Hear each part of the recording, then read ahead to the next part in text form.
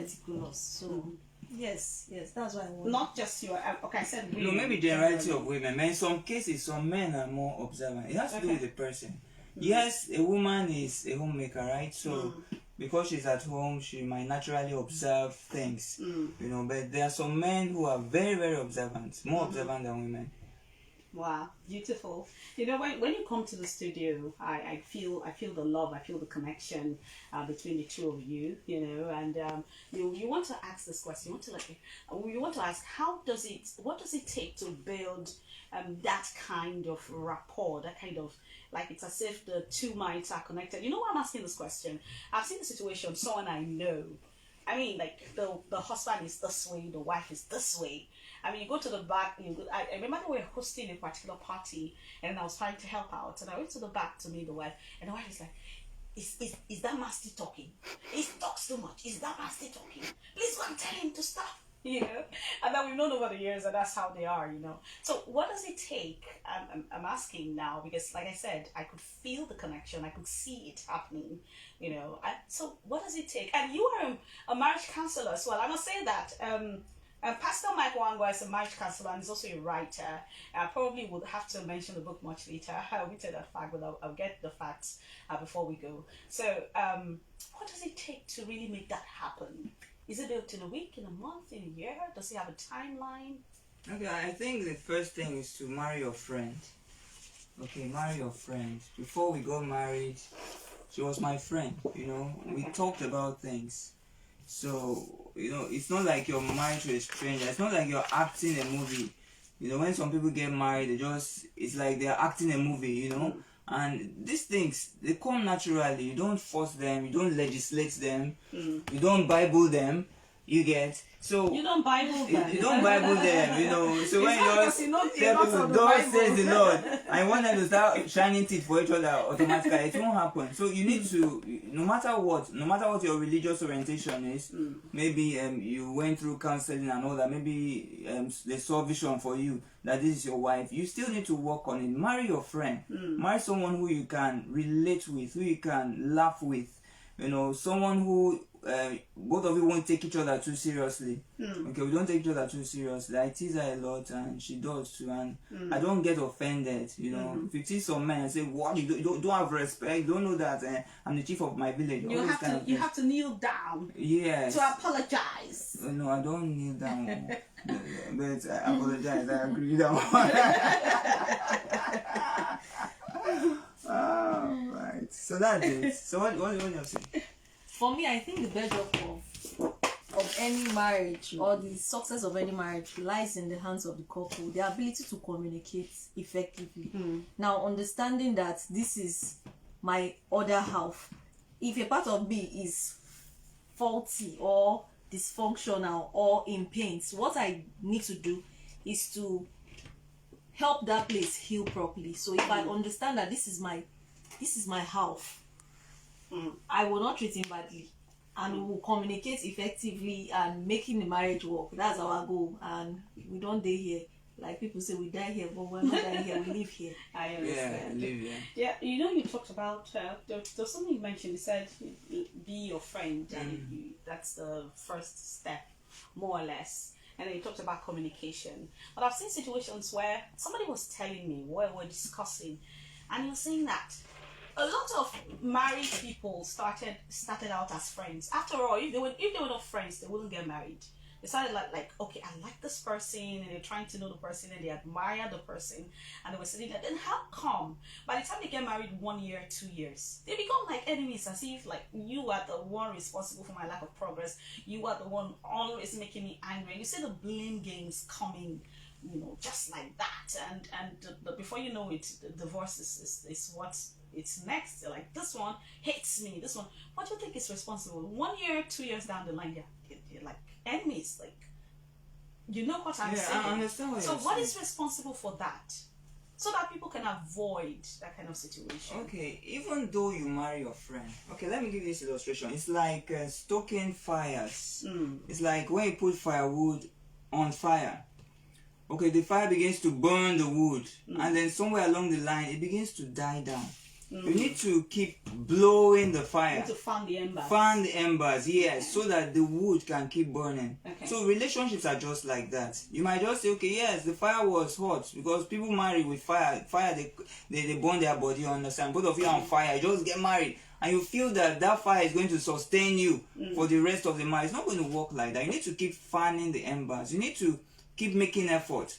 So I think it's that part a lot of people miss. You're friends at the beginning, but somewhere along the line, you allow things to begin to separate you. You allow that distance to begin to come in between you. Before you know, you find out you're married to a total stranger. So these things take time, okay? And you need to be deliberate about it. This is Crystal. All right, in my opinion, I think there's something that keeps the spark going. Something that you got attracted to in the first place. If you keep at it, it will help. It will help keep the marriage flame burning, like he rightly said. And another thing, a lot of people go into marriage thinking it's going to be all rosy. The truth is that marriage is an eye-opener. It's a complete package that comes with the good and the bad. So if you open it, whatever you see, you take. Now, there are challenges in marriage that people don't tell you about or you don't foresee. If you get to find out when you get there, what's the natural thing to do is to maybe be shocked and all that. Some people did not build enough shock absorbers to help them in the course of marriage. Now, I'll give you an example. Nobody tells you after marriage or before marriage that you are going to give birth to a child with special need, or you are going to be in a marriage for a particular number of years without giving birth to children.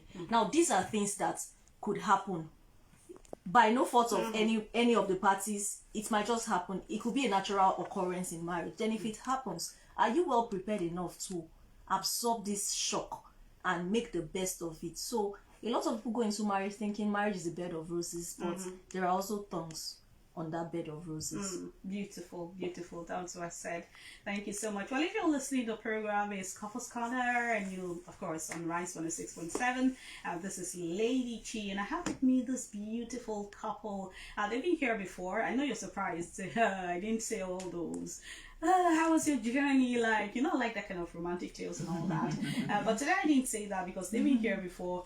They've talked all about how they started, you know, and here they are many years later and several children down the line.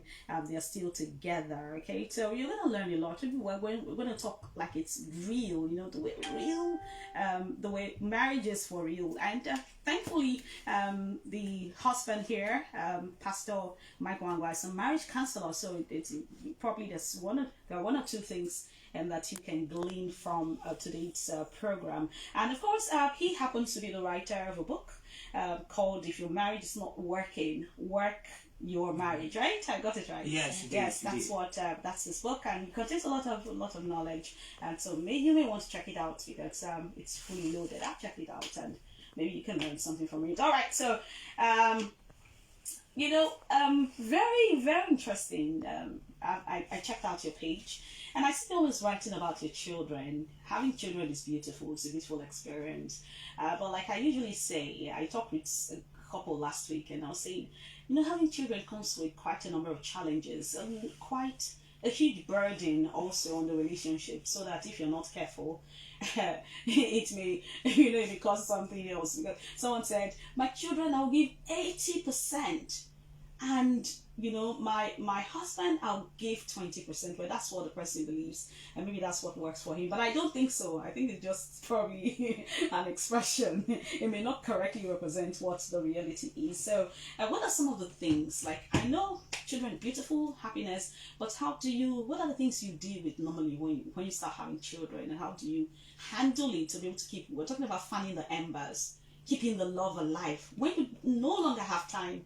You know, how do you handle it? What are the things you battle with, and how do you handle them? Okay, who is starting? I think you should talk, eh? You want to talk first? Okay, you know, when you have children, just like she said, when people get married, there are many things that you're not prepared for. Nobody tells you.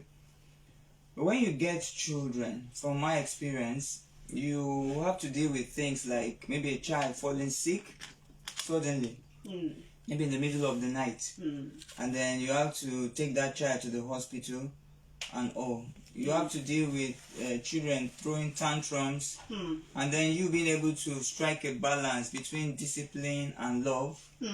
Okay, but in all, both of you need to be on the same page. You need to work as a team. You don't see the children as a burden. Okay, now at the same time, the children shouldn't divide you and your partner. They shouldn't come in between both of you. So balance is important. Before we got married, we talked about things, talked about children, how many children we wanted to have. We talked about how things will go. So even I tell the children from time to time, I say your mother was here before you, so she's number one first before you guys.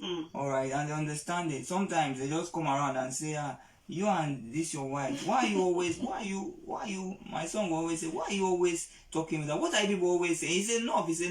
I tell her, no, she was here before you. Okay, she's my baby, first baby before both of you came. So I think you just need to be flexible and then be open, because things might come up that we're not prepared for initially. What do you think? All right. Another thing is that having children in the house automatically means your lifestyle has changed. That's one thing you need to understand as a married person. Now, I hear some people say they want to have privacies even as married, but especially with little children. I don't know how they go about it. It can be somewhere. Okay, one time my son came, we shut the door, and he came, was knocking, open this door now. So you have to deal with those things. Sharing your husband or your wife with one tiny human, and most times they control you. In the middle of the night, he can come and say, I want to lie down here, and that's where he will lie down. So having to deal with all this and still keep your home sane is what is most important.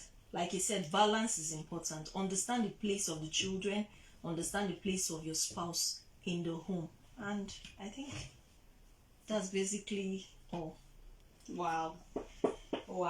There's no template. There's no one template for everybody. Okay, it depends on you. So that person, 20% may work for the person, but for some other person, it might be 80% today for the husband and 20% for the husband tomorrow. So you give attention to who needs attention, but always strike a balance. Someone said that one of the reasons many couples, because I've even said it several times, not like in an assertive manner, but I just thought I had seen it several times, happen. Like you have couple who started together, like they were comfortable with each other, and then you see with time, because we all metamorphose, we change, we get maybe some better, some worse, I don't know, but I do know that we don't remain the same. And I guess the point that one couple begins to have a different ideology of life, you know what I mean, and the other one begins to see life in a different way. How do you marry it? How do you still live with that person? Because I know it's a very painful experience. For example, if you're growing, you're open-minded, and you're growing, you're learning things very fast, and then you have a spouse who is dragging behind. You want to do things and you talk and your spouse tells you, I don't know. I actually have a case of a friend who's currently separated from the wife. That is the case. You're seeing things in a different way, you're growing, and then the woman you're married to or the man you're married to is lagging behind. How do you do this? How do you still keep your marriage together? Because I think it causes a lot of grief and a lot of pain in your heart when you're like, this is how we want to go, and you're talking and you're pleading and you're like, this is, and the spouse refuses to see. So how do you handle this kind of issue? I think the first thing is that every one of us should be open to expansion. We should be open to learning. Okay, we should be open to learning. Some people are fixed like concrete. So they say this is how we do it and this is how it must be. Yes. As it was in the beginning, it's now and ever shall be. That kind of mindset. But when you get married, you will need to be flexible. Okay, because circumstances which you were not prepared for will come. So you need to adjust. You need to learn new things. You need to open your mind. Okay, so what I would recommend for some people, if you discover that your spouse is probably not, going the way you want them to go, I think you should expose them. Sometimes knowledge does a lot to people. Knowledge changes things.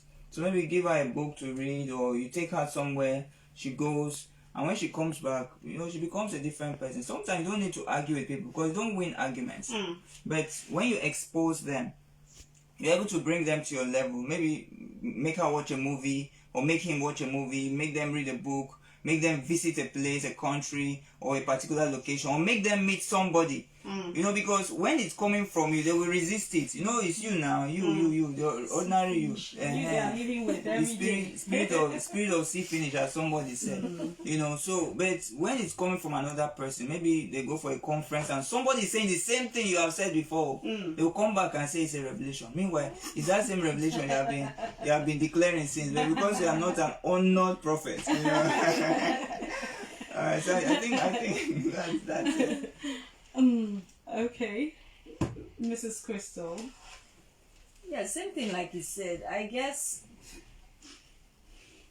traveling or exposure expands your mind. It makes you see things from other people's lenses. Like you see things over the holiday that was within the Christmas and New Year period. We traveled and I came back with an expansion of mind, an expanded mind rather.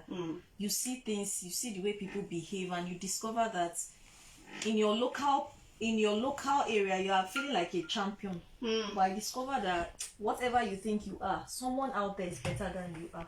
So I think when you are exposed, it gives you a platform to see that there are greater heights or there are better ways to think. So having to struggle with a partner that is not going your direction can be frustrating. It can. Especially when the person doesn't want to change. I hear some people who say, this is what and they stamp on it. So if you have that kind of a person, exposure, like you rightly said, is very, very key. It's very, very key. Then communication. Don't stop talking as much as possible. Just keep trying. Do your best. Then the little you can, if you can go out of your way to do it, just do it for the person.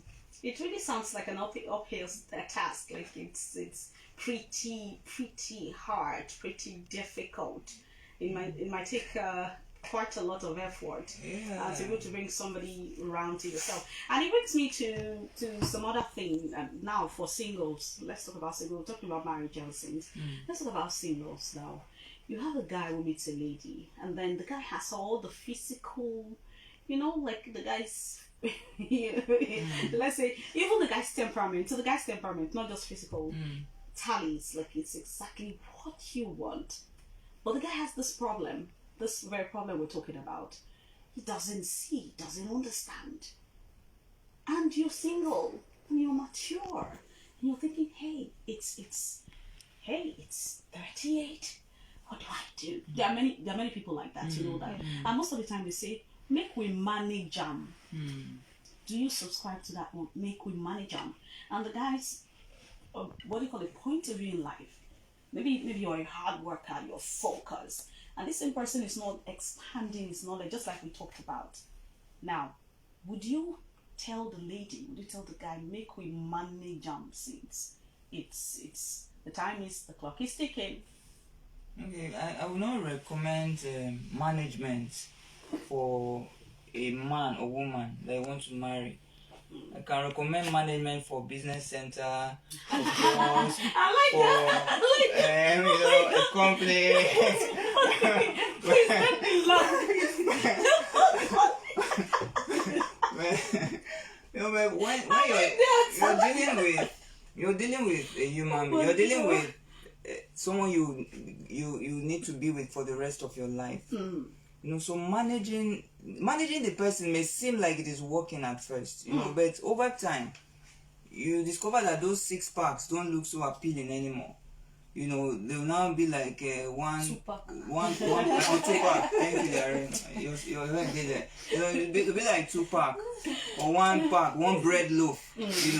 or the pretty lady that, I mean, she's everything, figure, curves and everything. When it comes to a person's mind, not being ready to grow or expand, you won't see that beauty anymore. The only thing you'll be having is arguments. Otherwise, why do men argue with beautiful women? Why do men beat beautiful women? And you're wondering, and this woman has everything complete, as they say. Why do women divorce their husbands who are wealthy and who have everything? They have the car, they have the company, they have everything, and they're okay.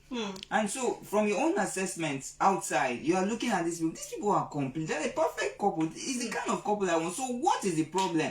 They'll tell you irreconcilable differences. Nobody has been able to define that thing to me till today.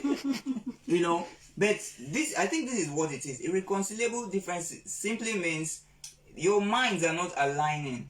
Somebody is either growing faster than the other one, or maybe one is not growing and you are not shifting ground. You're not ready to see things from the other person's perspective. You're not ready to be considerate. Okay, so it will happen like that. So I don't recommend management, honestly speaking, because a lot of people see most of the issues that marriage counselors resolve, or deliverance ministers and all that, is as a result of poor choices people have made. So if you make the right choices, you won't be managing for the rest of your life, going for prayer from house to house for people that have husbands with problems. You won't be solving that. Why don't you just choose right from the beginning? Yes, it might be painful, but ultimately it will be gainful. Okay, before you go, I want to ask you this question. Can you change a man? Nobody can be changed. Anybody that is not willing to change cannot be changed. Okay, like some would say, the guy drinks, but when I marry him, I will make sure he doesn't drink. What will you give him pap, or what will you put in his mouth? Want to give him injection? I don't get injection. Maybe when they were in court here, when she says, don't drink in my front, the guy will not say, I won't drink. Package. So is it possible to change that kind of man? No, change comes from within. Until the person is willing to change, that's when the person changes. If the person sees reasons with you, for me, I would recommend, instead of managing in marriage, because age that counts right now will no longer count for you when you get married and you see this stuff. So instead of you to manage in marriage, I would rather you manage as friends. Give the person maybe a particular time frame and say, okay, between now and now, let me observe and see if this person can make an improvement. The person has to be willing. That's another point. The person has to be willing. The person sees it as a weakness and agrees to change. The person has to be willing before a change can begin in whatever aspect we talk about. So I think the person has to be willing first and change outside marriage, because marriage is... So change first. You want to change before marriage. Yes. Change before you get married. Yes. There has to be that willingness. For some, they can actually act the script. You want me to be a nice guy? Yes. You want me to be a nice guy? I'll be all good for you until we get there. Don't be saying that. Don't say no. But you were saying ha. So me, I'm speaking for the ladies right now. I'm speaking for everybody. I speak for the masses. I speak for the people. All right, that's a good one. Thank you so much. But one final question. We're kind of out of time, but I'm still trying to drag it for a few minutes. But the thing is, I want to find out from you now. You've been married for a couple of years now, and I guess you've seen stuff to an extent. So for you, what are the best, like from your experience, what are the salient or the most important qualities that single people should look for before getting married to that person? What qualities do you think they should find? Okay, marry your friend. Like I said, someone who you get along well with. Okay, we get along with a lot of people. No, not that way. Someone you feel you'll be able to spend the rest of your life with. Okay, marry someone that does not irritate. Okay, yeah, fine, yeah. Someone whose values align with yours. Okay, someone whose values align with yours. You have similar viewpoints, or maybe religious viewpoints. I wouldn't recommend if I have these religious views, maybe I get married to somebody who has, some other different religion. one. It works for some people, but I would not recommend it. That's just they're just a small population of people. Okay, so those major things, and then you need to be willing to